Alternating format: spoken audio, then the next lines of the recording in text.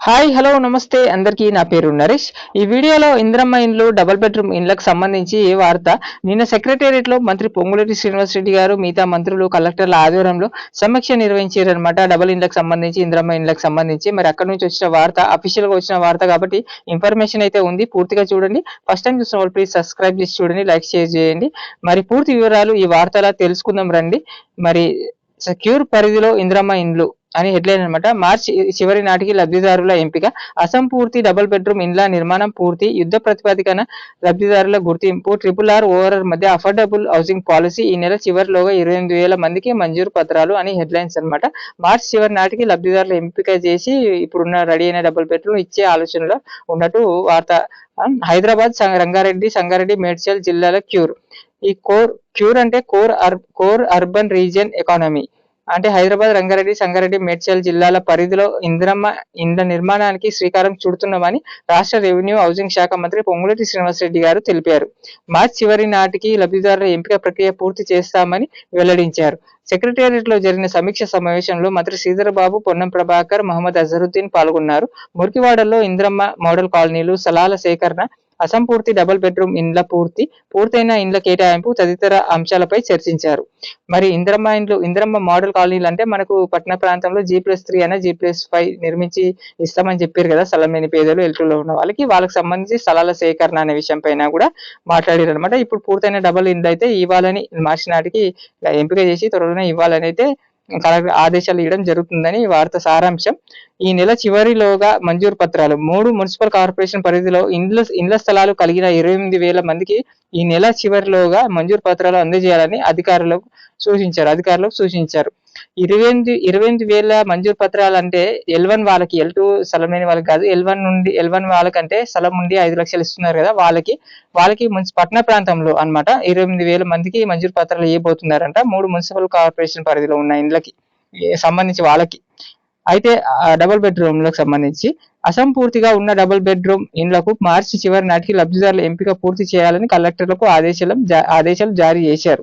అసంపూర్తి ఇండ్లను లబ్ధిదారులే పూర్తి చేసుకునే విధంగా ఇప్పటికే ఖర్చైన మొత్తాన్ని పరిగణనలోకి తీసుకొని మిగిలిన నిధులు హౌసింగ్ కార్పొరేషన్ ద్వారా మంజూరు చేస్తామని తెలిపారు. నివాసం లేని వారికి నోటీసులు జారీ చేసి బోగస్ లబ్ధిదారులను గుర్తించి అనర్హులను తొలగించాలని సూచించారు.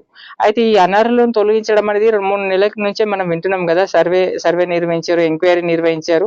మరి చాలా మంది ఉండట్లేదు. పోయిన ప్రభుత్వం డబుల్ బెడ్రూమ్ ఇచ్చినప్పుడు చాలా మంది అనర్హులకే ఇచ్చినారు. వాళ్ళైతే ఉండట్లేదు. వాళ్ళని ఎంక్వైరీ చేసి తొలగిస్తామని చెప్పినారు. మరి చేస్తామని చెప్పారు. అది ఎంతవరకు కరెక్ట్ గా చేస్తున్నారో మంత్రి అయితే కలెక్టర్లకు వీళ్ళకి అధికారులకు ఆదేశాలు ఇవ్వడం జరుగుతుంది, కానీ ఎంతవరకు కరెక్ట్ చేస్తారు అంటే తెలియదు. అయితే అసంపూర్తిగా ఉన్న డబుల్ ఇండ్లు కొన్ని కంప్లీట్ కానీ కొన్ని ఇల్లు దానికి సంబంధించి కంప్లీట్ అయినకి సంబంధించి డబ్బులు తీసేసి మిగతా ఎంతవరకు అవసరం ఉందో ఆ డబ్బులు కూడా ఇస్తారంట, ఏమన్నా ఇన్కంప్లీట్ ఉంటే.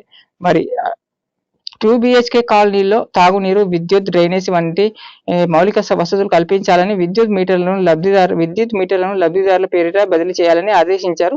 అలాగే RRR ఓఆర్ఆర్ మధ్యతరగతి ప్రజల కోసం అఫోర్డబుల్ హౌసింగ్ ప్రాజెక్టులు చేపట్టేందుకు 4 ప్రాంతాల్లో స్థలాలు గుర్తించి 10 రోజుల నివేదిక ఇవ్వాలని అధికారులను ఆదేశించారు. సమావేశంలో హౌసింగ్ సెక్రటరీ VP గౌతమ్ పాటు సంబంధిత కలెక్టర్లు, మున్సిపల్ కమిషనర్ పాల్గొన్నారు.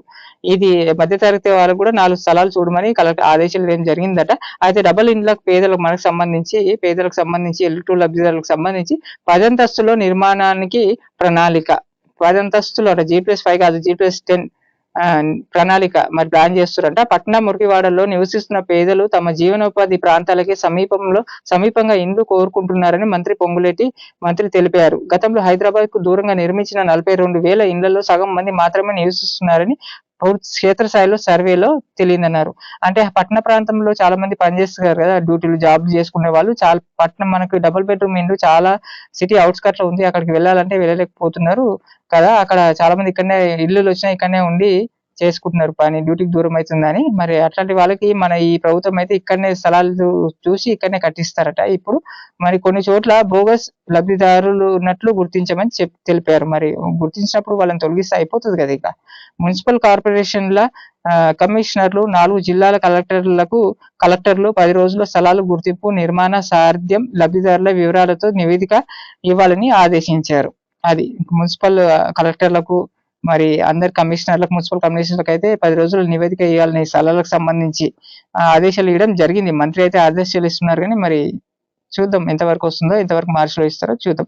అయితే జేఎన్ఎన్యూఆర్ఆర్ పథకంలో నిర్మించిన శిథిలావస్థలో ఉన్న ఇండ్ల స్థానంలో కొత్త ఇందిరమ్మ ఇండ్లు నిర్మించే యోచన ఉందన్నారు. అయితే కొన్ని పాతబడ్డ ఇండ్లు ఉన్నాయంటే కూలిపోతున్నాయి. వాటిని తొలగించి కూలగొట్టి కొత్త ఇందిరమ్మ ఇండ్లు నిర్మించి ఇస్తారట. మరి ఇది వార్త అయితే మరి ముఖ్యంగా ఏందంటే మనకు డబుల్ బెడ్రూమ్ ఇండ్లకు L2 లబ్ధిదారులకైతే మార్చి నాటికి లబ్ధిదారులు ఎంపిక చేస్తారట. ఎంపిక చేసి ఇప్పుడున్న డబుల్ బెడ్రూమ్‌లో కొన్ని పూర్తయినవి ఉన్నాయి. వాటిని ఇస్తారు. కొన్ని పూర్తి కానివి కూడా ఉంటాయి. కొన్ని కంప్లీట్ కానీ ఫినిషింగ్ కానీ వాటికి సంబంధించి ఫినిషింగ్ చేసుకోనికి డబ్బులు కూడా ఇస్తారు. ఫినిష్ అయ్యి మొత్తం ఎంత 5 లక్షల లోపట ఎంతవరకు కంప్లీట్ అయిందో ఆ డబ్బులు కట్ చేసి మిగతా ఎంతవరకు పనికి డబ్బులు అవసరం పడితే ఆ డబ్బులు ఇస్తారు. మిగతా ఇది అర్బన్ ప్రాంతంలో, పట్టణ ప్రాంతంలోనే G+3 కాదు G+10 10 అంతస్తులు కూడా కట్టాలని దాని గురించి స్థలాలు సేకరిస్తున్నారు. సేకరించాలని కలెక్టర్లకు ఆదేశాలు ఇవ్వడం జరిగింది.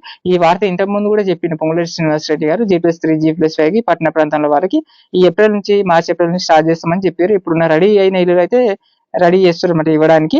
ఇది వార్త. ఈ వార్త ఒక సారాంశం. మరి ఇలాంటి అప్డేట్స్ ఇందిరమ్మ ఇండ్లకు సంబంధించి, మిగతా సంక్షేమ పథకాలకు సంబంధించి, రాజకీయాలపైన వార్తలు, అవసరమయ్యే ప్రజలకు అవసరమైన ఇన్ఫర్మేటివ్ వార్తలు చెప్తూ ఉంటాను. ప్లీజ్ సపోర్ట్ చేయండి, సహకరించండి, కామెంట్ చేయండి, లైక్, షేర్ చేయండి, సబ్స్క్రైబ్ చేయండి కంపల్సరీ. Thank you.